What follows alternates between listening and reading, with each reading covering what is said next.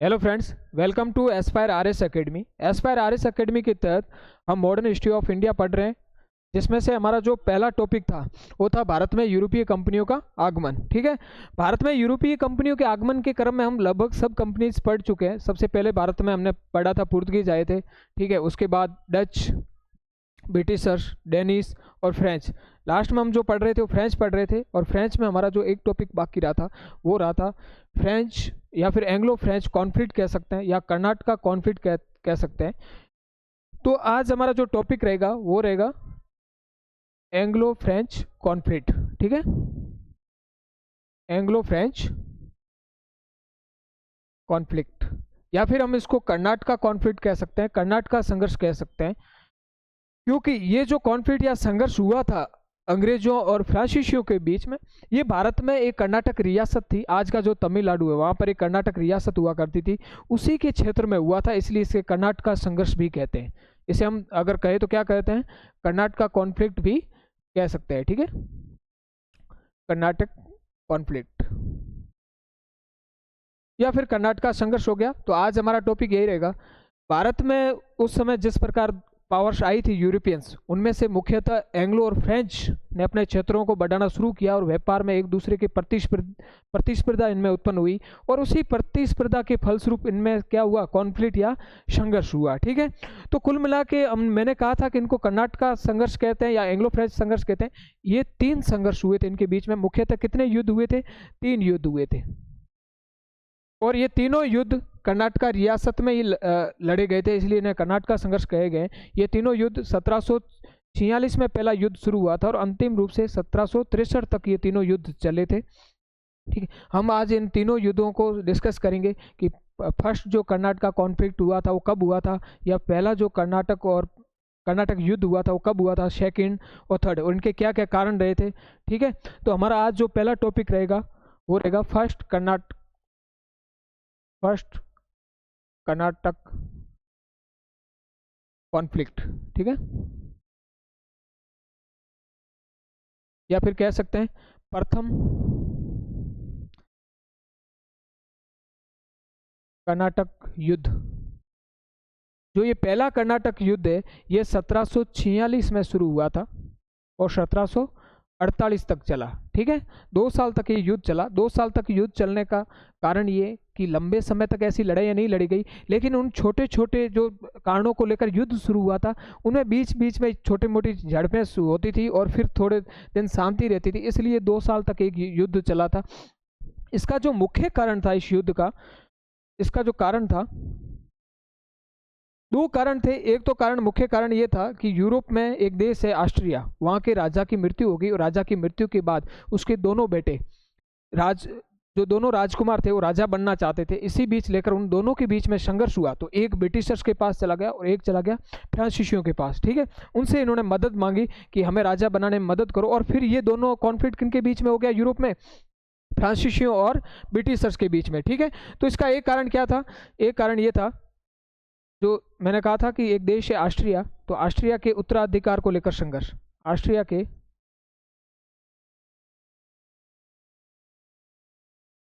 उत्तराधिकार को लेकर संघर्ष। तो ये कारण भारत में नहीं था इनका, ये कारण कहाँ का था? यूरोप का, क्योंकि यूरोप में ये संघर्ष शुरू हुआ था। इसी के संघर्ष के फलस्वरूप जो भारत में जो ये कंपनीज थी, इन कंपनीज के जो भारत में जो जिस प्रकार अधिकारी थे उनके बीच में मनमुटाव हो गया, और मनमुटाव होना स्वाभाविक है, क्योंकि भारत में अब तक जिस तरह से ज़्यादा व्यापार में प्रबल भागीदारी निभा रही थी तो दोनों कंपनियां थी, और इनके बीच में मनमुटाव पहले से चल रहा था, और उसी मनमुटाव का एक कारण बन गया, वो बना ऑस्ट्रेलिया के उत्तराधिकार को लेकर संघर्ष। ठीक है, तो फिर ये तो कारण एक तो था, लेकिन भारत में इसका कारण क्या था? जो तात्कालिक कारण था वो था एक ब्रिटिशर्स कैप्टन था जिसका नाम था बार्नेट। कैप्टन बार्नेट द्वारा फ्रांसीसियों के जहाजों को पकड़ना या फिर उनको कैप्चर कर लेना। ठीक है, कैप्टन बार्नेट द्वारा फ्रांसीसी जहाजों को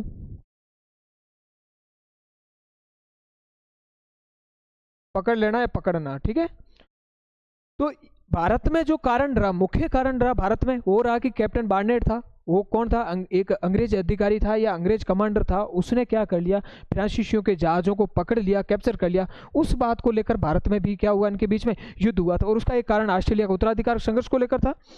तो ऑस्ट्रेलिया का उत्तराधिकार लेकर संघर्ष ये था कि वहाँ के राजा के 2 बेटे थे, ठीक है। तो राजा के दोनों बेटों में एक बेटा किसके पास चला गया, एक चला गया ब्रिटेन या ब्रिटिशर्स के पास, ठीक है, और दूसरा किसके पास चला गया, फ्रांसीसियों के पास, ठीक है।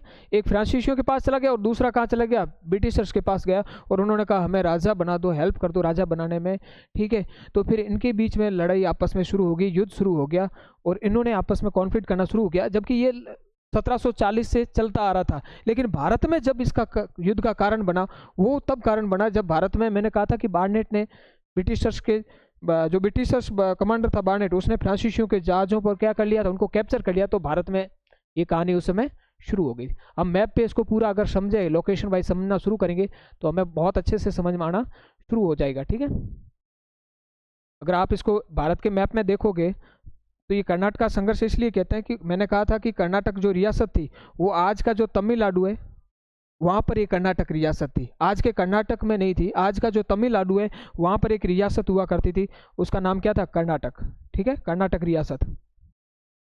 तो कर्नाटक रियासत कहाँ हुआ करती थी, जो आज का तमिलनाडु है वहाँ पर कर्नाटक रियासत हुआ करती थी। इसमें मुख्य 2 बस्तियाँ थी, एक अंग्रेजों की थी मद्रास, एक अंग्रेजों की मुख्य बस्ती थी, कौन सी थी, मद्रास, ये किसकी थी, अंग्रेजों की। और इसमें एक दूसरी मुख्य बस्ती थी, वो थी पांडिचेरी। वो बस्ती कौन सी थी, पांडिचेरी। और पांडिचेरी बस्ती किसकी थी, फ्रांसीसियों की। साउथ में दोनों शक्तियां आपस में प्रतिद्वंदी थी एक दूसरे की। इस प्रतिद्वंदी होना मैंने पहले ही बता दिया, स्वाभाविक की सी बात है, क्योंकि जिस प्रकार व्यापार को लेकर इन दोनों के बीच में प्रतिस्पर्धा रहती थी कि ज़्यादा से ज़्यादा क्षेत्रों को अपने कंट्रोल में लिया जाए, अपना प्रभुत्व वहाँ बढ़ाया जाए और अपने व्यापार को फैलाया जाए। इस बात को लेकर इनको दक्षिण में, जो जिस प्रकार दक्षिण में इनके बीच में क्या मनमुटाव तो चल ही रहा था।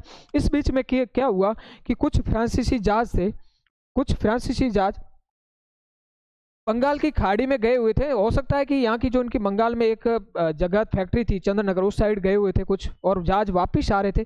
वापस कहाँ आ रहे थे जहाज, पांडिचेरी आ रहे थे, ठीक है, बंगाल की खाड़ी में होकर। तो पांडिचेरी में जहाज आ रहे थे, तो मद्रास में एक ब्रिटिशर्स कैप्टन बार्नेट बैठा हुआ था। तो बार्नेट को लगा कि ये जहाज जो फ्रांसीसियों के जा रहे हैं, इनको क्यों नहीं पकड़ लिया जाए। किसको दिमाग में आया, बार्नेट के, क्योंकि बार्नेट कुछ समय से यहाँ बैठा था, कोई काम था नहीं, और खाली दिमाग हमेशा किसका घर होता है, शैतान का घर होता है। तो उसको लगा इनको जहाज़ों को पकड़ लिया जाए। तो उन्होंने अपने जो नौसैनिक थे उनको ऑर्डर दिया कि जाओ और ये जो जहाज आ रहे हैं फ्रांसीसियों को, इनको कैप्चर कर लो। तो बार्नेट ने इन्हीं जहाज़ों को पकड़ के कहाँ लेके आ गया, मद्रास लेके आ गया, मद्रास पर लेकर आ गया। ये बात काफ़ी समय तक पांडिचेरी में समझ में नहीं आई कि हमारे जहाज कहाँ गए, अभी तक जहाज पहुँचे क्यों नहीं समय तक। जब इन्होंने उससे कनेक्टिविटी में, या फिर ऐसे कह सकते हैं कांटेक्ट करने की कोशिश की अपने जहाज़ों को, तो पता चला कि जहाज़ों को बार्नेट ने क्या कर लिया, कैप्चर कर लिया है, पकड़ लिया है, ठीक है। फ्रांसीसी उस समय पांडिचेरी का जो गवर्नर था वो था डुप्ले। तो डुप्ले ने बार्नेट से कांटेक्ट किया और बार्नेट को पूछा कि जहाज़ों को, हमारे जहाज़ों को आपने क्यों पकड़ा, किसकी परमिशन से पकड़ा। बार्नेट ने कहा ज़्यादा उछल कूद मत करो, तुम यहाँ व्यापार करने आए हो, ठीक है। और जहाज़ों का आवागमन आजकल ज़्यादा ही बढ़ गया। तो जहाज़ों का आवागमन तो बढ़ा, ठीक बात है, और जिस प्रकार यूरोप में आप हमारे जिस मामलों में इंटरफेयर कर रहे हो, वो भी हमें कुछ बात समझ में नहीं आ रही। इन्हीं बातों को लेकर डुप्ले ने रिक्वेस्ट भी की बार्नेट से कि प्लीज़ हमारे जहाज़ों को छोड़ दो, यूरोप की बात यूरोप में देखेंगे, घर की बात घर में रहनी चाहिए। बाहर आकर हम व्यापारी हैं, व्यापार करते हैं, तो हमें आपस में झगड़ा वगैरह नहीं करना चाहिए, हमें व्यापार को बढ़ाना चाहिए। बार्नेट ने कहा, डुप्ले को पूछा कि तुम आजकल व्यापार पे कम, वैसे ही ध्यान कम दे रहे हो, तुम व्यापार की बातें करते हुए वैसे भी अच्छे नहीं लगते हो, इसलिए जहाज़ों को छोड़ने की बात छोड़ो, हम कोई जहाज़ आपके छोड़ने वाले नहीं है। तो डुप्ले को लगा कि अटैक कर लेना चाहिए मद्रास पे और हमारे जहाज़ों को छुड़वा लेना चाहिए। तो डुप्ले ने ये योजना बनाई मद्रास पर क्या अटैक करने की, ठीक है। कहाँ से, पांडिचेरी में।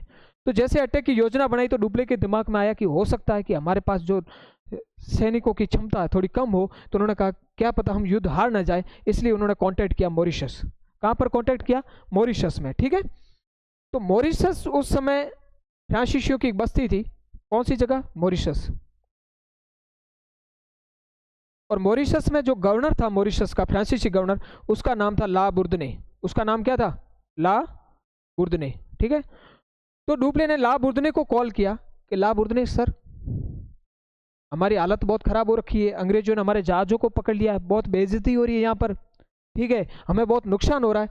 तो ला बुर्दने ने कहा मैं क्या करूं, कि तुम कुछ मत करो, तुम कुछ सैनिकों को लेकर यहाँ आओ और हम कहाँ जाते हैं, मद्रास पर अटैक करते हैं, ठीक है। तो ला बुर्दने को कहाँ से बुलाया, मॉरिशस से। किसने, डुप्ले ने बुलाया, कहाँ पर, मद्रास पर अटैक करने के लिए। तो ला बुर्दने आता है पांडिचेरी, यहाँ से डुप्ले के साथ मिलकर ये दोनों अटैक कर लेते हैं मद्रास पर, ठीक है, मद्रास का घेरा डालते हैं। तो ला बुर्दने ने कहा कि मैं तो इधर वैसे भी मॉरिशस में रहता हूँ और मेरे पास नौसैनिक जो क्षमता है बहुत अच्छी है, तुम ऐसे करो, इस जो लैंड रूट से यहाँ से घेरा डालो और मैं कहाँ से डालता हूँ, समुद्री रास्ते से, ताकि हम चारों तरफ मद्रास को क्या कर लेंगे, घेर लेंगे, ठीक है। तो इन्होंने इस योजना के तहत मद्रास को क्या कर दिया, चारों तरफ से घेर दिया, चारों तरफ से घेरा मद्रास। और मद्रास घेरने के बाद छोटा मोटा युद्ध हुआ और युद्ध में बार्नेट साहब हार गए। और बार्नेट हारने के बाद ला बुर्दने ने कहा कि मैंने, डुप्ले ने इनको, ला बार्नेट को कहा कि तुम, जब मैंने रिक्वेस्ट की थी तब तुम जहाज छोड़ देते तो सबसे बढ़िया रहता, तब तो आपने इन जहाज़ों को छोड़ा नहीं, अब हम मद्रास का घेरा नहीं उठाएंगे। उस समय जो मद्रास का गवर्नर था, मद्रास का जो गवर्नर था वो था मोर्स, उसका क्या नाम था, मोर्स। तो मोर्स ने डुप्ले से रिक्वेस्ट की, तो मोर्स को लगा डुप्ले वैसे भी नहीं मानेगा, क्योंकि डुप्ले जो था वो फ्रांसीसियों का या व्यापार से ज़्यादा हमेशा राजनीतिक रूप से हिस्सा ज़्यादा लेता था। तो उसको लगा कि जिस प्रकार मद्रास पे उसने कंट्रोल किया तो मद्रास को छोड़ने वाला नहीं है। तो उसने ला बुर्दने से रिक्वेस्ट की। किसने रिक्वेस्ट की, मोर्स ने। ला बुर्दने को कहा तुम मॉरिशस से यहाँ आए हो, समझो इस चीज़ को, प्लीज़ मद्रास का घेरा हटा दो, मद्रास को छोड़ दो, हम कुछ आपके लिए करते हैं। ला बुर्दने ने कहा कि जब युद्ध हर्जाना कौन भरेगा, मुझे नुकसान हुआ यहाँ तक आने में, जो वो कौन लेगा। तो मोर्स ने कहा कि आप आओ, हम एक मीटिंग करते हैं। तो एक गोल टेबल मीटिंग की गई, ला बुर्दने और मोर्स के बीच में मीटिंग हुई, ठीक है। और इस मीटिंग में डुप्ले को कहा कि तुम थोड़े दिन के लिए रुको प्लीज़। ला बुर्दने ने रिक्वेस्ट की कि मैं बात करके आता हूँ, अब इतना एग्रेसिव मत हो, अभी तुम्हारे में जिस प्रकार का गुस्सा है उसको थोड़ा सा शांत करो बाहर बैठकर। तो डुप्ले ने बाहर बैठकर इंतजार किया इस गुस्से को शांत करने के लिए, और इन्होंने साथ में मीटिंग की। तो मोर्स ने कहा कि थोड़ा आप दिमाग लगाओ, डुप्ले तो अभी क्या है कि युद्ध के मूड में, ठीक है, थोड़े समय बाद डुप्ले को ये पूरी चीज़ें समझ में आने लग जाएगी, तब पछतावा होगा, तो आप इस चीज़ को समझो, हम आपको कुछ युद्ध हर्जाना वगैरह दे देते हैं, पैसे दे देते हैं, हमें मद्रास वापस दे दो, ठीक है। तो इस बात को लेकर ला बुर्दने मान गया। और ला बुर्दने को मोर्स ने कितने रुपए दिए, 12 लाख पेगोडा दिए, ठीक है। कितने पैसे दिए, 12 लाख पेगोडा। किसको दिया गया, ला बुर्दने को, युद्ध हर्जाना दिया गया 12 लाख पेगोडा। पेगोडा एक करेंसी होती थी, ठीक है, इसको करेंसी कह सकते हैं, कॉइन्स कह सकते हैं। तो 12 लाख पेगोडा जब ला बुर्दने को दिया और ला बुर्दने एकदम खुश मिजाज से बाहर आया, तो डुप्ले को लगा कि बस ये जो संधि करके आया ये हमारे फेवर में है, ठीक है, ये संधि कैसी है, हमारे फेवर में। तो जब डुप्ले ने पूछा कि बहुत अच्छी संधि की है कि हम मद्रास को खाली नहीं करें, ला बुर्दने का दिमाग खराब हो गया, क्या अभी तक गुस्सा ठंडा नहीं हुआ है, हमें उसने युद्ध हर्जाना कुछ दे दिया, 2 लाख आपको मैं दे देता हूँ और मैं यहाँ से निकल लेता हूँ। डुप्ले को लगा ये गजब की बेइज्जती है, आपको बुलाया मैंने, ठीक है, और आपको यहाँ बुलाने के बाद आप मेरे अकॉर्डिंग वैसे भी नहीं चल रहे हो।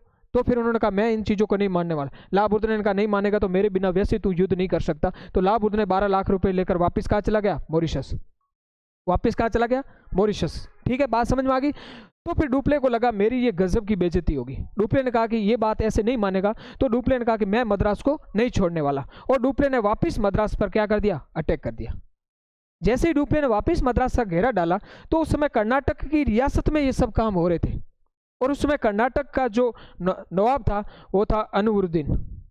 कर्नाटक का नवाब कौन था, अनवरुद्दीन। अनवरुद्दीन बैठे बैठे ये सब चीज़ें नोटिस कर रहा था। अनवरुद्दीन ने मैसेज भेजा डुप्ले को कि एक तो हमारी ज़मीन का यूज ले रहे हो, हमारी लैंड का यूज ले रहे हो, और दूसरा मुझसे बिना परमिशन के ये सब तुम एक्टिविटी कर रहे हो, जितनी भी गतिविधियाँ हैं ये तुम्हारे लीगली नहीं है, और मुझसे बिना पूछे तुम मेरे क्षेत्र में गतिविधियाँ कर रहे हो, तो फिर मेरे यहाँ राज्य में अशांति उत्पन्न होती है, मेरे यहाँ का जनजीवन अस्त व्यस्त होता है, मेरे लोग परेशान होते हैं। और दूसरी चीज़, ये मद्रास का घेरा हटा दो। ब्रिटिशर्स लोग भी मेरे से मिले हुए, मुझे भी कुछ देते हैं, आप देते तो ब्रिटिशर्स भी कुछ मुझे हिस्सा देते हैं फायदे का। डुप्ले ने कहा कि चुपचाप बैठ जाओ, अब समय नहीं है आपका, ठीक है, अब आपका बोलने का समय नहीं है, आपका बोलने का टाइम गया, मैं कोई यहाँ का घेरा हटाने वाला नहीं हूँ। अनवरुद्दीन ने कहा जब ये घेरे तुम नहीं हटाओगे और मेरे क्षेत्र में बैठकर तुम इस प्रकार मुझसे बिना पूछे गतिविधियां करोगे, तो मैं आपको ऐसे थोड़ी जाने दूंगा। मारवाड़ी में एक कहावत है, आई खाटो ले घर्री धनियाणी बन गई। मतलब आप आए तो व्यापार करने और ऊपर से हमें धमकियां दे रहे हो, हमारे क्षेत्र में आकर, हमारे घर में आकर, ऐसी बात नहीं चल सकती। ठीक है, तो इन्हीं बातों को लेकर ये कॉन्फ्लिक्ट पहले हो चुका था और इसी बात को लेकर डुप्ले और अनूरुद्दीन के बीच में कॉन्फ्लिक्ट हो गया। किस बात को कॉन्फ्लिक्ट हो गया कि कर्नाटक रियासत में जिस प्रकार उनसे बिना पूछे जो गतिविधियां कर रहे थे, तो फिर ये बात आपको समझ में आ गई कि जिस प्रकार मद्रास को उन्होंने घेरा डाल दिया था और अपने कंट्रोल में ले लिया, तो फिर ये तो बात तो होगी कि मद्रास को उन्होंने किस प्रकार बार्नेट और मोर्स इन सबको हरा के अपने कंट्रोल में लिया। और उसके बाद किसके बीच में कॉन्फ्लिक्ट हो गया? कर्नाटक रियासत के नवाब अनूरुद्दीन और पांडिचेरी के गवर्नर डुप्ले के बीच में। जब इनके बीच में बात बढ़ने लगी, कॉन्फ्लिक्ट बढ़ने लगा, तो बात युद्ध तक आ गई, नौबत आ गई कि युद्ध हो जाएगा। तो डुप्ले ने कहा बिल्कुल हम तो तैयार हैं, ठीक है नवाब साहब आप। तो फिर एक युद्ध होता है, उस युद्ध का नाम है सेंट टोमे का युद्ध। कौन सा युद्ध? सेंट टोमे का युद्ध।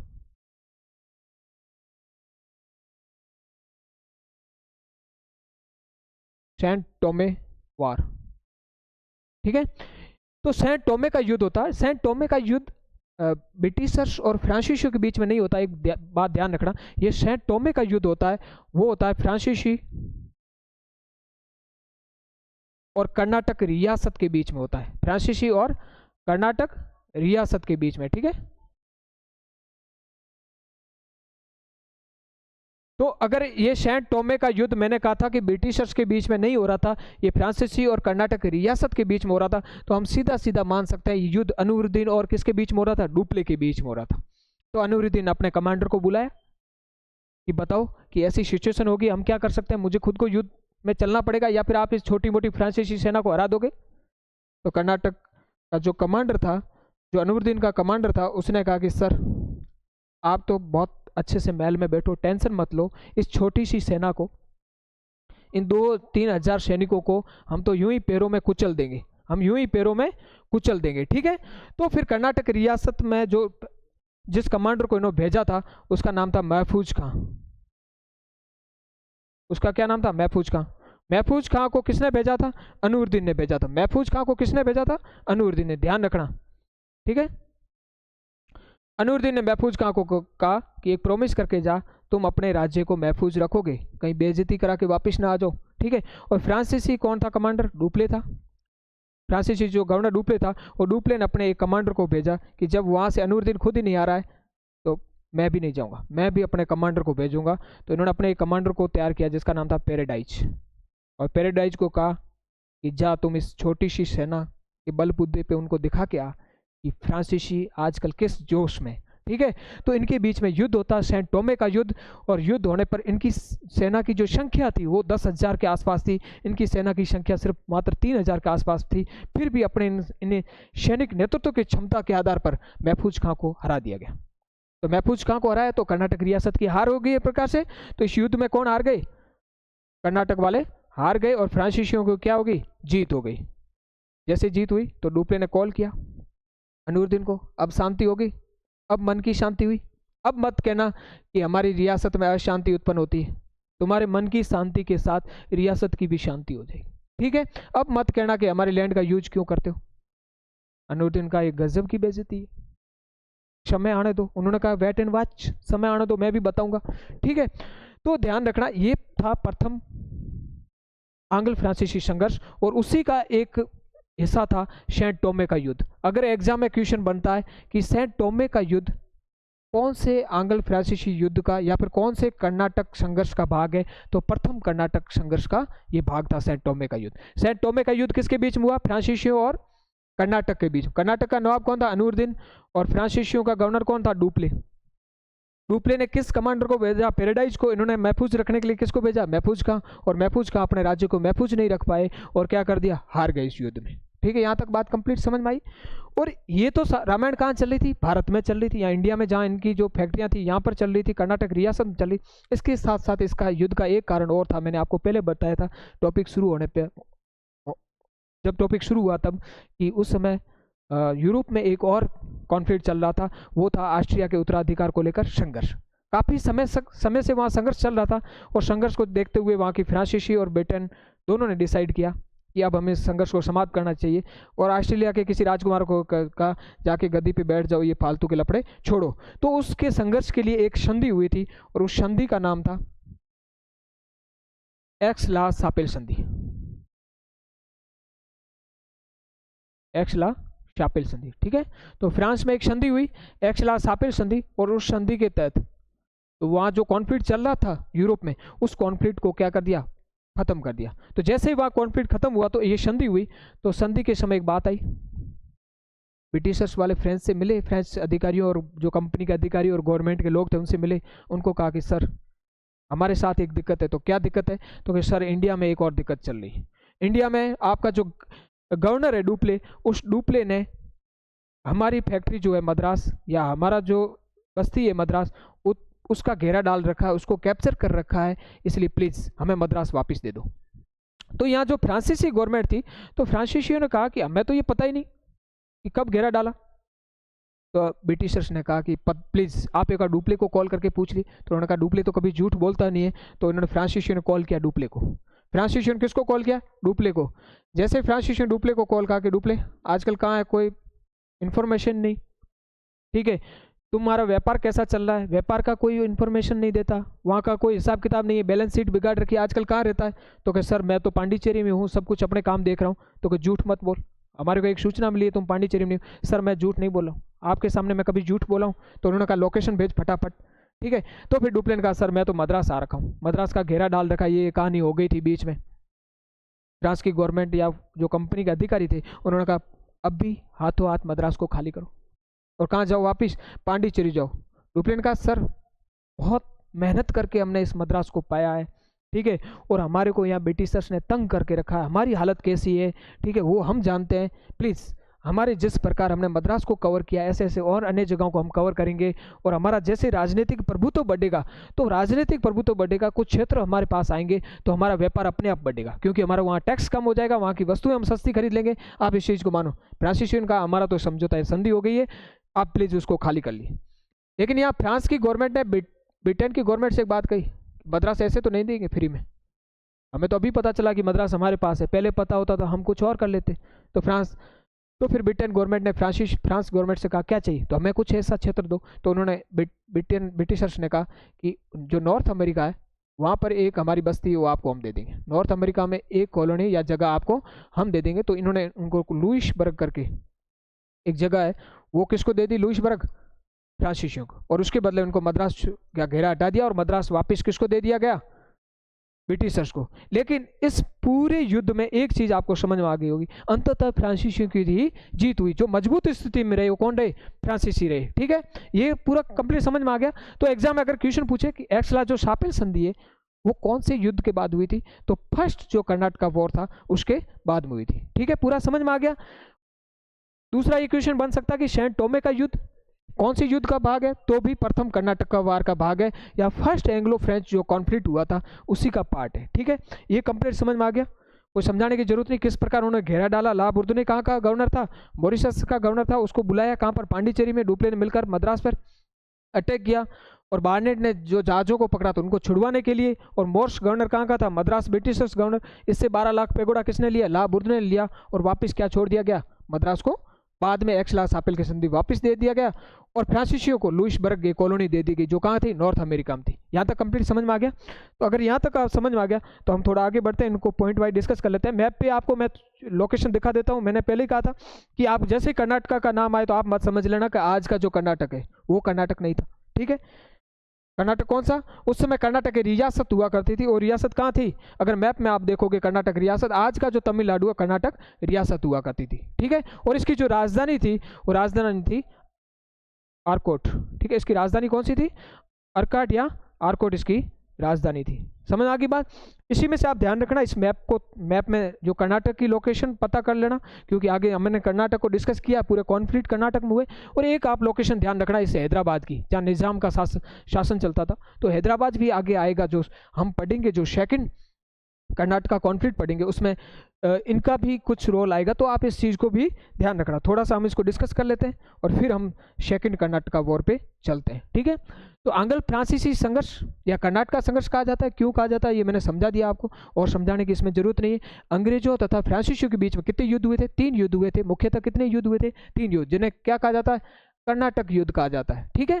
मैंने ये भी समझा दिया था कर्नाटक एक तमिलनाडु में रियासत थी और जिसकी राजधानी थी, कैपिटल कौन सी थी? अर्कोट थी या अर्काट थी। आगे बात में प्रथम कर्नाटक युद्ध, फर्स्ट कर्नाटका वॉर कब हुआ?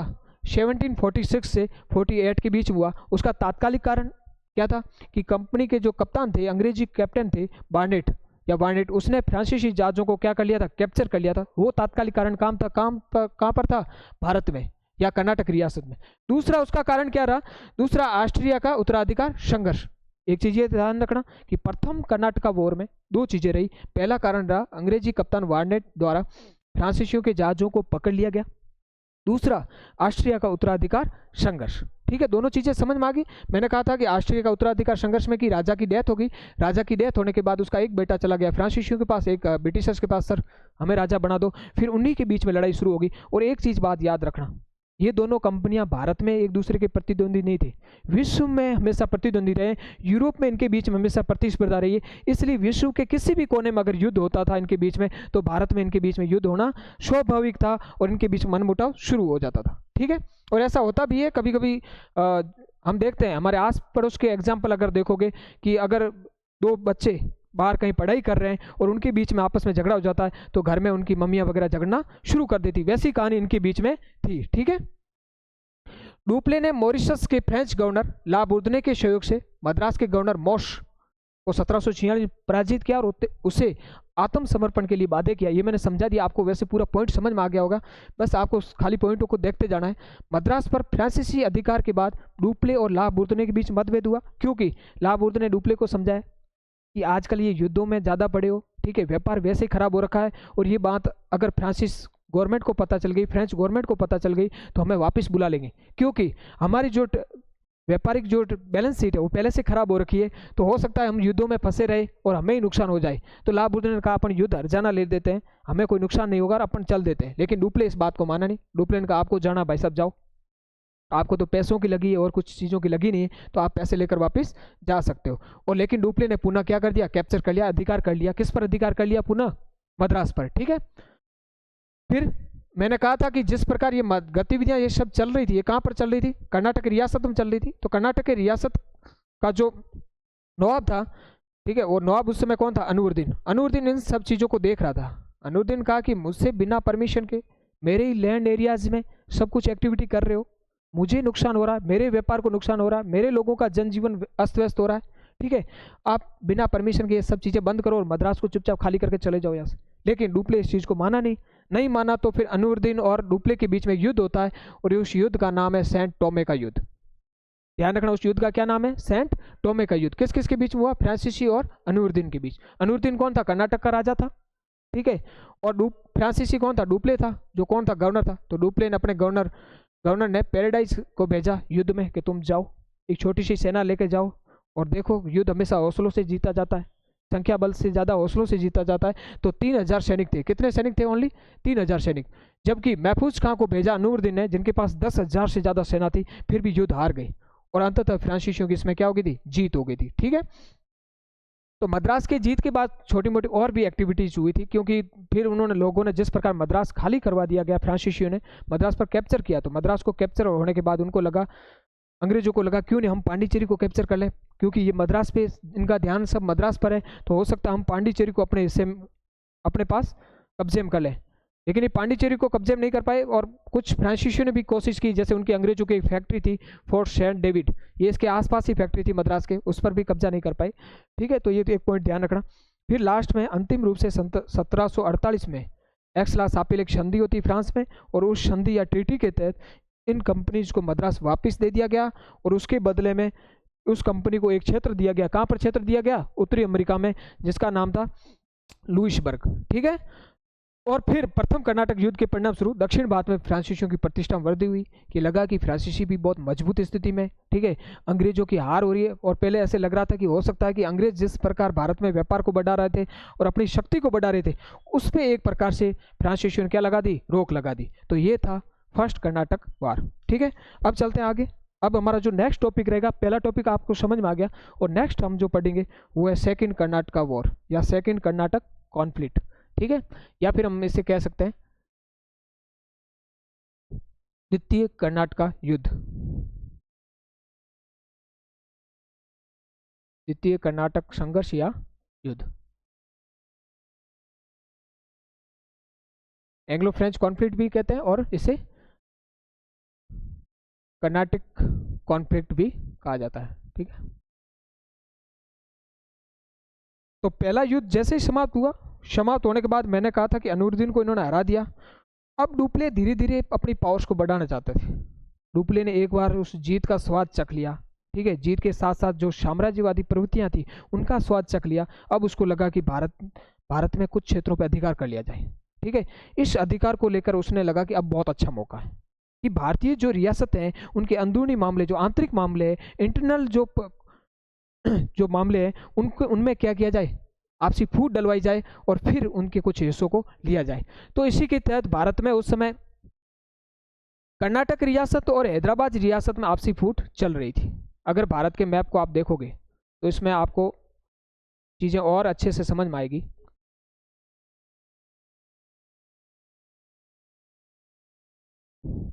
अगर आप इंडिया के मैप में देखोगे तो यहाँ पर तमिलनाडु में कौन सी रियासत थी, कर्नाटक रियासत थी। ठीक है, यहाँ पर कर्नाटक रियासत, और कर्नाटक रियासत का जो राजा था या नवाब था वो कौन था, अनूरुद्दीन। अनूरुद्दीन वैसे भी किसके खिलाफ था, फ्रांसीसियों के खिलाफ था, क्योंकि सैन टोमे का युद्ध हार चुका था फ्रांसीसियों से। और जब फ्रांसीसियों के अगर खिलाफ है तो फ्रांसीसियों का ऑपोजिट भारत में कौन था, ब्रिटिशर्स। तो हो सकता है शत्रु का शत्रु शत्रु होता है हमेशा, और दोस्त का दोस्त रहता है। और ऊपर एक जो रियासत थी वो थी हैदराबाद। ठीक है, हैदराबाद का नवाब था आसफ जाह, और आसफ जाह की मृत्यु हो चुकी थी। मृत्यु होने के बाद उसका बेटा नासिर जंग, उसके बेटे का क्या नाम था, नासिर जंग। नासिर जंग यहाँ का नवाब बनना चाहता था, लेकिन इसको एक चुनौती दी इसके चचेरे भाई मुजफ्फर जंग ने। मुजफ्फर जंग ने कहा कि नवाब आप बन रहे हो तो मेरे में क्या कमी है, मैं भी नवाब बन सकता हूँ, क्योंकि मेरे ही ग्रैंड फादर यहाँ के नवाब रहे। तो ऐसा तो है नहीं कि मैं इनसे अलग फैमिली का हूँ, मैं भी इसी फैमिली का हूँ, तो मेरे में क्या कमी है।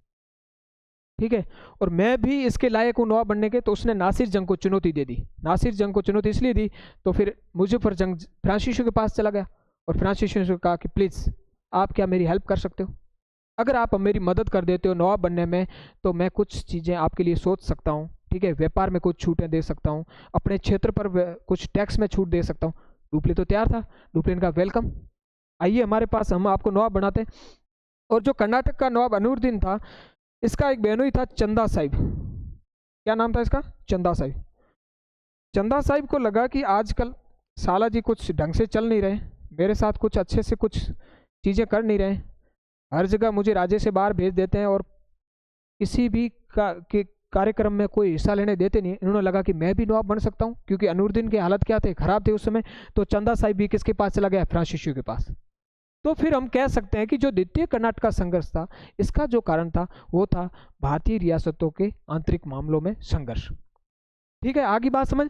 तो भारतीय रियासतों के आंतरिक मामलों में संघर्ष क्या था, यही था, हैदराबाद में नासिर जंग और मुजफ्फर जंग के बीच में था, और कर्नाटक में अनूरुद्दीन और चंदा साहिब के बीच में था। तो ये दोनों लोग मुजफ्फर जंग और चंदा साहिब किसके पास चले गए, फ्रांसीसियों के पास। तो नासिर जंग और अनूरुद्दीन, स्वाभाविक सी बात है, फ्रांसीसियों का शत्रु कौन था भारत में, ठीक है, अपोजिट कौन था, ब्रिटिशर्स, तो वो चले गए ब्रिटिशर्स के पास। तो फिर एक प्रकार की क्या होगी, गुटबाजी होगी। ठीक है, तो इसको अगर गुटबाजी को आप समझोगे तो मैं आपको यहाँ अगर समझाऊं, ठीक है, एक भारत में शक्ति कौन थी, अंग्रेज,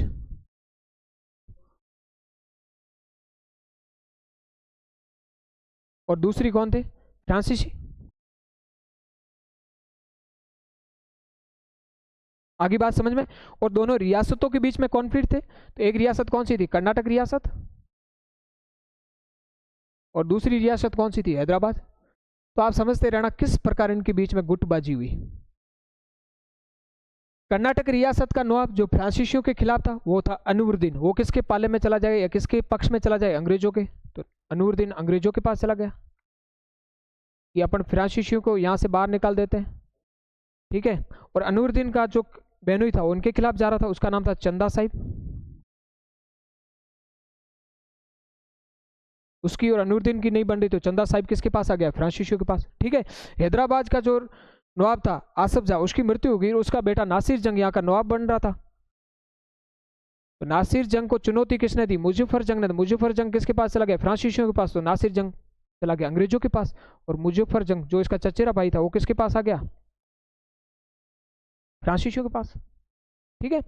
और इसमें जो फ्रांसीसी जो गवर्नर था वो था डुप्ले, और डुप्ले हमेशा साम्राज्यवादी नीतियों को बढ़ा ही रहा था, और उसको लगा कि ये ठीक है हमारे पास, ठीक है। उन्होंने चंदा साहिब को कहा क्या चाहिए? तो कि सर मुझे नवाब बनना है। और मुजफ्फर जंग को कहा तुम क्यों आए? तो कि सर मुझे नासिर जंग की जगह नवाब बनना है। तो डुप्ले ने कहा कि मुझे इसका क्या फायदा मिलेगा? तो इन्होंने कहा कि अगर मुझे आप नवाब बना देते हो तो मैं कुछ क्षेत्र आपको व्यापार के लिए दे दूंगा, टैक्स लेने के लिए दे दूंगा, ठीक है, फ्री में कुछ क्षेत्र आपको दे दूंगा। मुजफ्फर जंग ने इनसे प्रॉमिस किया डुप्ले से। डुप्ले ने कहा बिल्कुल मैं आपकी हेल्प करूंगा। तो फिर एक जो गुट था फ्रांसीसी, चंदा साहिब और मुजफ्फर जंग, इन तीनों ने मिलकर इनके खिलाफ युद्ध छेड़ दिया, ठीक है। और उस युद्ध का नाम था अंबूर का युद्ध। कौन सा युद्ध? अंबूर का युद्ध, ठीक है। अंबूर का युद्ध किसके खिलाफ छेड़ दिया? अगर आप इसमें पॉइंट में समझ में आएंगे, फ्रांसीसी, चंदा साहिब और मुजफ्फर जंग तीनों ने मिलकर किसके खिलाफ? अनवरुद्दीन के खिलाफ इन्होंने युद्ध छेड़ दिया, ठीक है। तो अंबूर का युद्ध होता है, और उस अंबूर के युद्ध में इस अनवरुद्दीन को मार दिया जाता है। अंबूर के युद्ध में अनवरुद्दीन को क्या होता है? मार दिया जाता है, हरा दिया जाता है। हारने के बाद अनवरुद्दीन का कि प्लीज आप हो जाओ साइड लाइन। और जो ये युद्ध हुआ था ये हुआ था 1759 में। इस युद्ध में कौन मारा जाता है? अनवरुद्दीन मारा जाता है।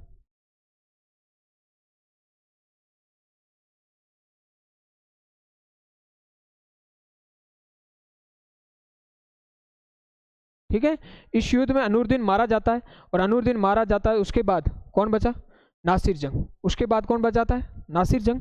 तो थोड़े समय के बाद इन्होंने नासिर जंग को भी मार दिया। तो थोड़े समय बाद कौन मारा जाता है? नासिर जंग। अब दोनों ही जो मैन यहाँ के पोजीशन पे थे, अनवरुद्दीन और नासिर जंग, जब मारे जाते हैं तो हैदराबाद और कर्नाटक की स्थिति क्या हो जाती है? खाली हो जाती है। और उसके बाद डुप्ले ने कहा आओ बारी बारी से आओ, बुलाया। पहले कहा कि चंद मुजफ्फर जंग तुम अंदर आओ, ठीक है। और डुप्ले बैठा, डुप्ले ने कहा सामने बैठो, तुम्हें क्या चाहिए? तो कहे सर मुझे तो नवाब बनना है। डुप्ले ने कहा आप तो नवाब बना ही दिया, जिस प्रकार नासिर जंग मारा गया तो अगले नवाब तो आप ही हो। लेकिन डुप्ले ने कहा मुझे क्या मिलेगा? तो मुजफ्फर जंग ने कहा कि आपको क्या चाहिए?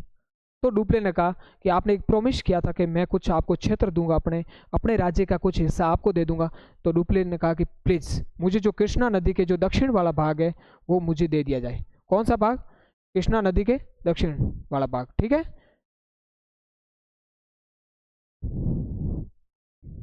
कृष्णा नदी के दक्षिण का भाग किसको दे दिया गया? डुप्ले को दे दिया गया। डुप्ले ने कहा कि अब इस क्षेत्र पर मेरा अधिकार, अब मैं व्यापार करूं, चाहे यहाँ से जितनी वस्तुएं खरीद सकूं, सस्ते में खरीद लूं, टैक्स दूं नहीं दूं, ये मेरा काम। मुजफ्फर जंग ने कहा कि मैंने प्रॉमिस कर दिया आपको, ये क्षेत्र आपका। लेकिन मुजफ्फर जंग ने कहा कि एक कंडीशन है कि ठीक है आप तो यहाँ का भाग लेकर चुपचाप पांडिचेरी में बैठे रहोगे, और हो सकता है कि मेरे क्षेत्र का कुछ आपने हिस्सा ले लिया, और थोड़े समय बाद ये लोग मेरे जो अपोजिट है ये मजबूत स्थिति में आकर और अंग्रेजों के साथ मिलकर इस पर अटैक कर देते हैं मेरे पे, तो मैं तो वैसे भी नहीं झेल पाऊंगा। आधा क्षेत्र वो ले जाएंगे, आधा आप लेके चले गए, तो फिर मैं तो ना घर का ना घाट का। डुप्लेन का टेंशन मत ले, तुम बिल्कुल टेंशन मत लो। आप मस्ती से जिस प्रकार नवाब बने हो तो नवाबी को जियो। आपके राज्य की जो रक्षा करूंगा वो मैं करूंगा। तो आप कैसे करोगे? तो कि मेरी सेना की टुकड़ी कहाँ रहेगी? आपके राज्य में रहेगी। तो कि सर सेना की टुकड़ी तो रहेगी, उसको हैंडल कौन करेगा? तो मैं अपने कमांडर बुशी को वहाँ भेजूंगा, उसके नेतृत्व में सेना की टुकड़ी रहेगी, वो हमेशा आपके राज्य की क्या करेगी? रक्षा करेगी। फिर किसी की हिम्मत होगा आंख उठाकर देखने की तो मुझे बता देना। लेकिन डुप्लेन का एक बात याद रखना, इस जो सेना आपकी रक्षा करेगी इसका खर्चा पानी आपको भरना पड़ेगा, उसका खर्चा पानी मैं नहीं दूंगा। तो मुजफ्फर जंग ने कहा ठीक है, खर्चा पानी मैं दे दूंगा। इसलिए जो ये एक संधि की गई थी जिस प्रकार यहाँ पर बैठकर, इस संधि का नाम रखा गया शायक संधि। कौन सी संधि रखा गया? शायक संधि या सब्सिडरी अलायंस। ठीक है, कौन सी संधि? शायक संधि या फिर सब्सिडरी अलायंस। तो भारत में सबसे पहले जो सब्सिडरी अलायंस की शुरुआत की थी वो किसने की थी? डुप्ले ने की थी। ठीक है, किसके साथ? मुजफ्फर जंग के साथ जो ट्रीटी करके जो अलायंस किया था उसी का नाम क्या रखा गया? सब्सिडरी अलायंस रखा गया। और भारत में सबसे पहले डुप्ले ने ये शुरुआत की थी, क्योंकि ये एक साम्राज्यवादी नीति का पहला भाग था कि किस प्रकार अपना उपनिवेश यहाँ स्थापित करना है। क्योंकि आपने अपना बिना कुछ पैसा खर्च किए आपने एक तो उनका क्षेत्र ले लिया, और उनके क्षेत्र लेने के साथ साथ इसी राज्य के खर्च पर अपनी एक सेना तैयार कर दी, और एक प्रकार से राजा को क्या बना दिया? निकम्मा बना दिया। ठीक है, और फिर ये क्षेत्र आपको फ्री में मिल गया।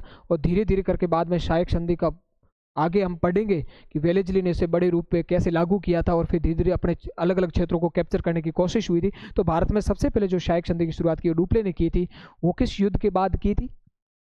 जो सेकंड कर्नाटका वॉर हुआ था उसके बाद, या एंग्लो फ्रेंच जो कॉन्फ्लिक्ट जो सेकंड हुआ था उसके बाद। ठीक है, आगे बात समझ में। तो इस प्रकार ये थोड़े समय के लिए युद्ध वगैरह चलते रहे, तो अंग्रेजों को लगा कि अब तो गजब की बेइज्जती होगी, हमारे पास तो कुछ राय नहीं, क्योंकि अनूरुद्दीन मारा गया, नासिर जंग मारा गया, और अंग्रेजों को लगा कि हमें तो हर जगह से बाहर रखा है। और फिर भारत में भी इनकी बात फैलने लगी कि अंग्रेज तो अब कमज़ोर होने लगे हैं, कि अंग्रेजों के पास कुछ शक्ति बची नहीं है। ठीक है, फिर कुछ बैठे बैठे इनका जो एक कमांडर था क्लाइव, वो सोच रहा था कि कुछ ऐसा अभियान किया जाए जिसके तहत से डुप्ले की जो शक्ति बढ़ रही है, डुप्ले की जो पावर बढ़ रही है, चारों तरफ जो डुप्ले की चर्चाएं हो रही है, इसको कैसे कम किया जाए। ये कौन सोच रहा था? एक अंग्रेजी कमांडर था, क्लाइव सोच रहा था। तो क्लाइव के दिमाग में आया कि मैं ऐसा क्या अभियान करूं ताकि इन क्षेत्रों को, कुछ क्षेत्र जो हमने हारे हैं उनको वापिस ले लूं। ठीक है, तो इस बीच में क्या हुआ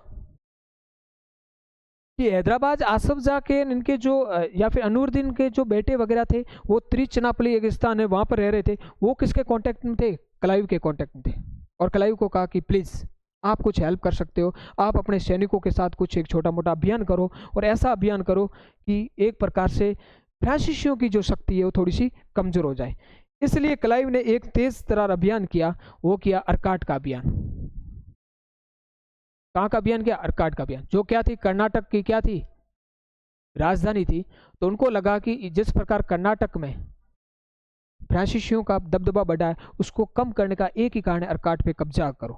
और होता भी ऐसा भी था कि अगर उस समय आप पढ़ोगे हिस्ट्री में, मिडिवल हिस्ट्री हो चाहे मॉडर्न हिस्ट्री हो, कोई भी हो, जो राज्य की जो राजधानी होती थी, आपने जैसे ही राजधानी पे कब्जा कर लिया, इस मतलब पूरे राज्य को आपने क्या कर लिया? अपने कंट्रोल में कर लिया। क्योंकि उसकी जितनी भी प्रशासनिक क्रियाकलाप होते थे या पर राज्य की जो मुख्य गतिविधियां होती थी, वो हमेशा राजधानी से होती थी।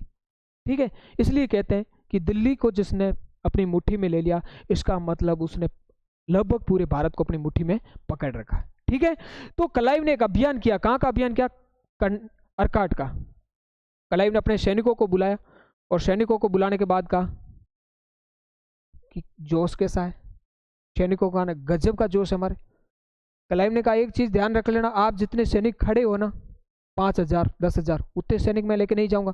उस हिसाब से बोलना, मैं बहुत कम सैनिकों के साथ अभियान करूंगा, ताकि चारों तरफ चर्चाएं हो कि उसने कम सैनिकों के साथ इतना जबरदस्त अभियान किया और उस युद्ध को जीत लिया।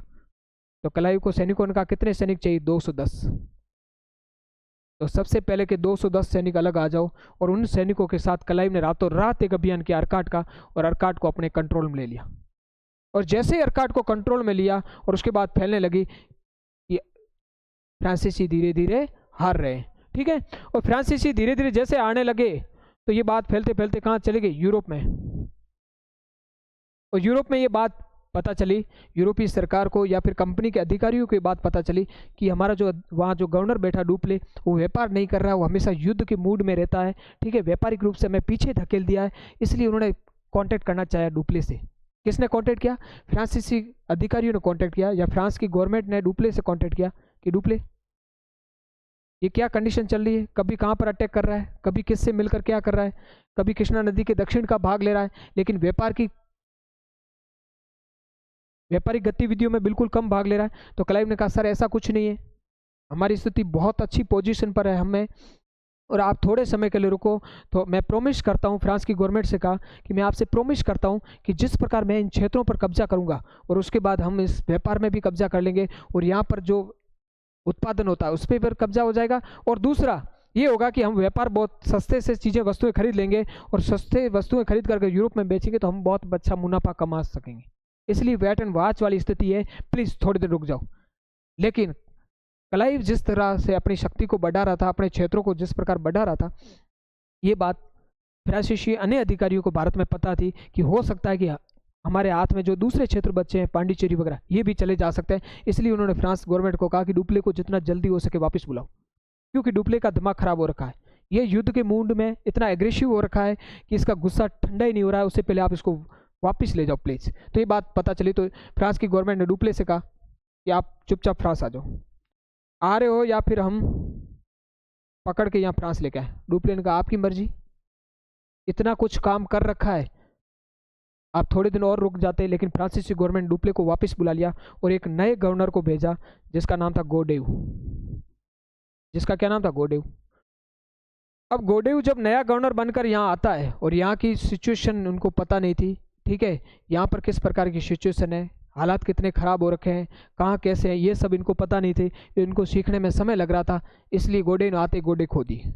उसने कहा क्लाइव से मिला और क्लाइव से कहा क्या चाहते हो, शांति चाहते हो? क्लाइव ने कहा शांति चाहता हूँ, लेकिन शांति वैसे नहीं चाहता, शांति मेरे हिसाब से चाहता हूँ, ठीक है, इसलिए एक संधि करूंगा, उस संधि के बाद ही युद्ध को क्या करूंगा, समाप्त करूंगा। गोडेन का फटाफट करो, जो भी करना है, संधि वंधि जो भी करना मैं तैयार हूँ। तो इसलिए एक संधि होती है। गोडेन का संधि कहाँ करें, मद्रास चले। क्लाइव का दिमाग खराब हो रखा है क्या? प्रथम कर्नाटका वॉर में हमारी बेइज्जती हुई थी कि मद्रास को आपने कैप्चर कर रखा था, उसको छोड़ने के लिए आपने अलग से लुइसबर्ग बस्ती ली थी। अब मद्रास में संधि नहीं होगी तो संधि कहाँ करेंगे, तो संधि हम करेंगे पांडिचेरी में। संधि कहाँ पर करेंगे, पांडिचेरी में, ताकि आसपास वाले लोगों को, आसपास वाली रियासतों को, अन्य कंपनीज को, पावर्स को पता चले कि इनको हमने किस प्रकार इन युद्धों में पछाड़ा है, कमजोर किया, और उसके बाद इनके घर में घुसकर हमने क्या किए, संधि की इनसे। इसलिए कौन सी संधि होती, पांडिचेरी। पांडिचेरी किसका घर था, फ्रांसीसियों का। तो फ्रांसीसियों का घर पांडिचेरी था और पांडिचेरी में अगर संधि होती है तो इसका मतलब युद्ध में कमजोर कौन रहे, फ्रांसीसी। तो पहले फ्रांसीसी इस युद्ध को जीत रहे थे, जिस प्रकार उन्होंने अनवरुद्दीन को हराया अंबूर के युद्ध में, ठीक है, और मारा गया। उसके बाद नासिर जंग मारा गया। तो फ्रांसीसी एक मैन पोजीशन में आ गए थे, लीड रोल में आ गए थे। लेकिन उसके बाद क्लाइव ने जिस पर अर्काट का अभियान किया 210 सैनिकों के साथ, और अर्काट को जीता और फिर अन्य छोटी जगहों को जीतने लगा, और डुप्ले को जब वापस बुलाया गया और गोडे जब नया गवर्नर बनकर भारत में आया तो सिचुएशन पूरी सी चेंज होगी और अंग्रेज हमेशा क्या आगे, अंग्रेज हमेशा की तरह मैन पोजीशन पर आ गए और अंततः अंग्रेजों की इस युद्ध में जीत हुई, ठीक है। और मोरल भी अप हो गया उनका, और उनको लगा और आसपास बात फैला दी कि ब्रिटिशर्स कभी हारे नहीं, ठीक है। और संधि कौन सी होती है, पांडिचेरी की संधि होती है। तो पांडिचेरी की संधि होती है, किसके बीच में होती है, अंग्रेजों और फ्रांसीसियों के बीच में, अंग्रेजों और फ्रांसीसियों के बीच में, ठीक है। कौन सी युद्ध के बाद, सेकेंड कर्नाटका वॉर के बाद। कब हुई, जनवरी 1755 में, ठीक है। ये संधि होती है और इसकी संधि के बाद कुछ क्षेत्र आपस में अलग कर लिए गए और उसके बाद दूसरा युद्ध समाप्त होता है, ठीक है। तो हम कुछ देख लेते हैं दूसरा कर्नाटक युद्ध का, कुछ पॉइंट समझ लेते हैं, आपको और अच्छे से समझ में आ जाएगा और आप इनको अंडरस्टैंडिंग करते जाना। दूसरा कर्नाटक का युद्ध कब से कब हुआ, 1749 से लेकर 1754 तक, ठीक है। इसका कारण क्या था, मैंने कहा था कि भारतीय रियासतों के आंतरिक मामले, internal conflict of Indian princely state या इंडियन स्टेट। उस समय जो साउथ में दो बड़े स्टेट्स थे, मैंने कहा था एक रियासत कौन सी थी, कर्नाटक रियासत थी, और दूसरी कर्नाटक के अगर आप नॉर्थ में देखोगे तो हैदराबाद रियासत थी। कौन सी रियासत थी, हैदराबाद। इन दोनों रियासतों के जो आंतरिक संघर्ष था उसको लेकर ही दूसरा कर्नाटक युद्ध हो गया, ठीक है। इन रियासतों के नवाब, एक अनूरुद्दीन था, अंग्रेजों के पास चला गया। हैदराबाद का जो नवाब बनना चाहता था नासिर जंग, वो अंग्रेजों के पास चला गया। तो स्वाभाविक सी बात है, अंग्रेजों का भारत में अपोजिट, या फिर उस समय अपोजिट कौन था, फ्रांसीसी थे। तो चंदा साहिब कहाँ चला गया, फ्रांसीसी के पास, मुजफ्फर जंग फ्रांसीसी के पास, ठीक है। ये गुट थोड़े मजबूत स्थिति में था, तो इन तीनों ने मिलकर अंबूर के युद्ध में अनूरुद्दीन को मार दिया और पत्ता काट दिया अनूरुद्दीन। और थोड़े दिन के बाद, ठीक है, दिसंबर 1750 में नासिर जंग भी मारा गया और 1749 में अनूरुद्दीन भी मारा गया। दोनों मारने के बाद एक संधि कर ली, ठीक है, आगे हम देखेंगे आ जाएगा। अंबूर का युद्ध 1749 में हुआ। फ्रांसीसी, चांदा साहिब और मुजफ्फर जंग तीनों ने मिलकर किसको मार दिया? अनूरुद्दीन को मार दिया। थोड़े दिन बाद नासिर जंग मरते हुए मारा गया, सॉरी लड़ते हुए मारा गया, ठीक है।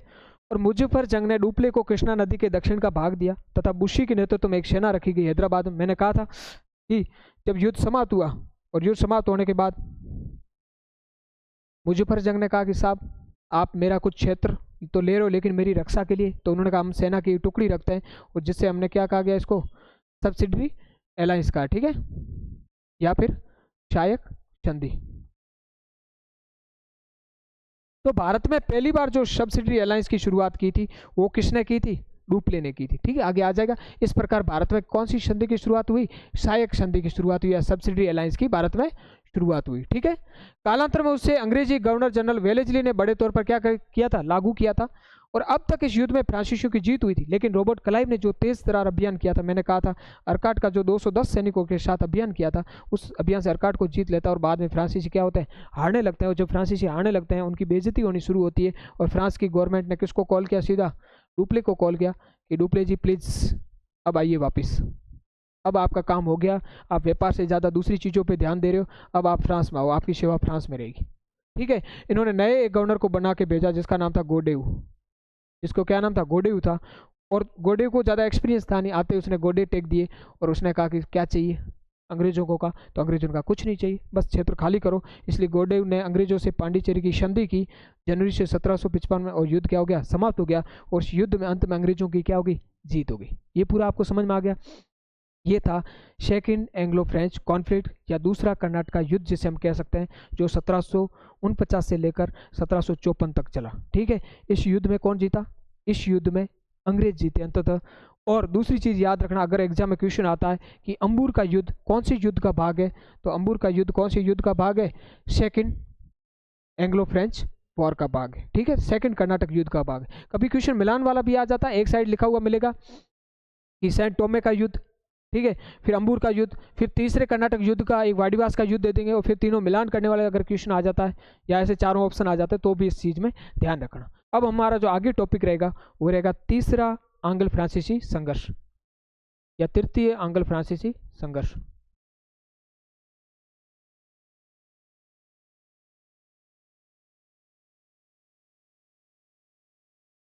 तृतीय आंग्ल फ्रांसीसी संघर्ष, या फिर हम इसे क्या कह सकते हैं?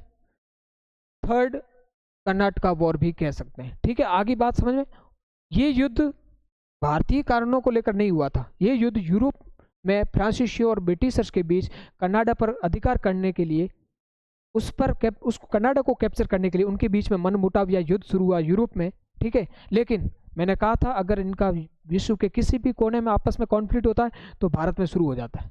तो ये कहानी किस बात को लेकर होगी? ये उत्तरी अमेरिका में, आप अगर मैप को देखोगे तो यहाँ पर नॉर्थ अमेरिका का जो क्षेत्र है यूरोप के वेस्टर्न में, तो नॉर्थ अमेरिका में एक देश है कनाडा। तो कनाडा की कॉलोनीज बनाने के लिए, कनाडा पर अधिकार करने के लिए ये युद्ध हुआ था। तो कनाडा पर कौन अधिकार करना चाहते थे? एक तो ब्रिटिशर्स चाहते थे, दूसरे चाहते थे फ्रांसीसी। तो इनके बीच 7 साल तक युद्ध चला, जिसे सप्तवर्षीय युद्ध कहा जाता है। जो और वो उसी युद्ध का भाग कौन बन गया? ये तृतीय आंग्ल फ्रांसीसी संघर्ष या कर्नाटक संघर्ष जो भारत में हुआ था उसी का भाग चला। ये कौन सा युद्ध था? सप्तवर्षीय युद्ध था, ठीक है। ये युद्ध हुआ तो भारत में भी युद्ध छिड़ गया अंग्रेजों और फ्रांसीसियों के बीच में, ठीक है। पहले से इनके बीच में मनमुटाव चल रहा था और इसी बात को लेकर यहाँ युद्ध शुरू हो जाता है। और यहाँ युद्ध शुरू होने पर एक फेमस युद्ध होता है जिसका नाम था वाडिवास का युद्ध। जिसका क्या नाम था? वाडिवास का युद्ध।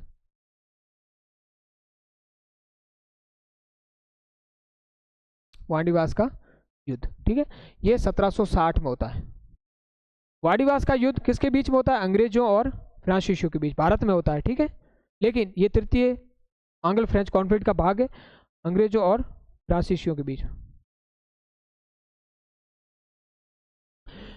अंग्रेज और फ्रांसीसियों के बीच में जब ये युद्ध शुरू होता है तो अंग्रेजों को पता था कि फ्रांसीसियों के पास अब इतनी शक्ति बची नहीं है, क्योंकि जो इनका मेन कमांडर, जो गवर्नर था, जो रणनीतिकार था, ठीक है, जिसके कारण फ्रांसीसियों की भारत में मजबूती थी वो था डुप्ले, और डुप्ले को कहाँ बुला लिया, फ्रांसीसी सरकार ने वापस बुला लिया।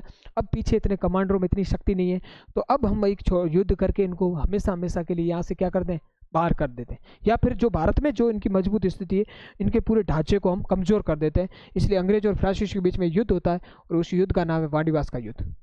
तो अंग्रेजों की तरफ से जो लड़ा था कमांडर, उसका नाम था आयरकुट, उसका क्या नाम था, आयरकुट। और फ्रांसीसियों ने अपने जिन कमांडर को भेजा था उनका नाम था लाली और बुशी। बुशी वही जो मैंने कहा था, बुशी को कहाँ का सैनिक हेड बनाकर भेजा था कमांडर, हैदराबाद रियासत में जो सेना भेजी थी डुप्ले ने, उसका वही बुशी और लाली। और इनके बीच में युद्ध होता है, और आयरकुट ने इनको पकड़ पकड़ के एकदम क्या कर दिया, कूट दिया। तो ये युद्ध हार गए।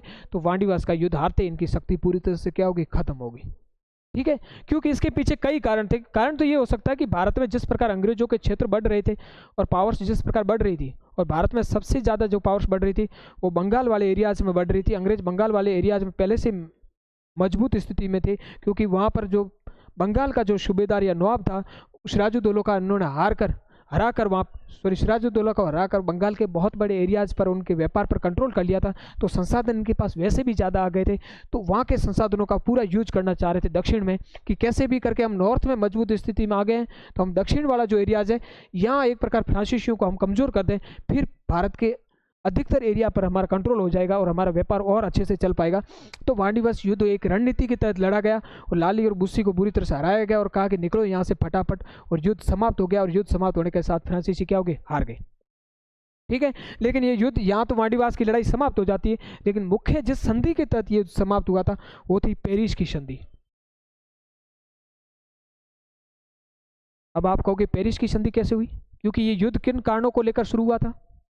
पहली बात, ये युद्ध किन के कारणों को लेकर शुरू हुआ था, तो कनाडा पर अधिकार को लेकर शुरू हुआ था। किस पर अधिकार को लेकर, कनाडा पर अधिकार को लेकर। ठीक है, तो जब कनाडा पर अधिकार को लेकर युद्ध शुरू हुआ, सप्तवर्षीय युद्ध, 7 वर्ष तक युद्ध चला, और 1763 में जब युद्ध समाप्त हुआ, फ्रांसीसी कमजोर हो गए, तब ब्रिटिशर्स ने कहा अब तो करो संधि। जब फ्रांसीसी युद्ध हार गए तो संधि करने के लिए जगह रखेगी, तो मैंने कहा था जगह कौन सी निश्चित की गई, उनका घर ही निश्चित किया गया कि आप आपके घर में ही रखेंगे, ताकि आपको हमेशा महसूस होता रहे कि हम ये युद्ध हारे थे, और हमारे घर में घुसकर उन्होंने अपने हिसाब से अपनी मनमानी से जो मांगे मनवा लिए वो मनवाई और हमसे लेते गए। ठीक है, एक ब्लैंक पेज दिया, घर में बैठकर लिख लो और हमें पेज पकड़ा दो।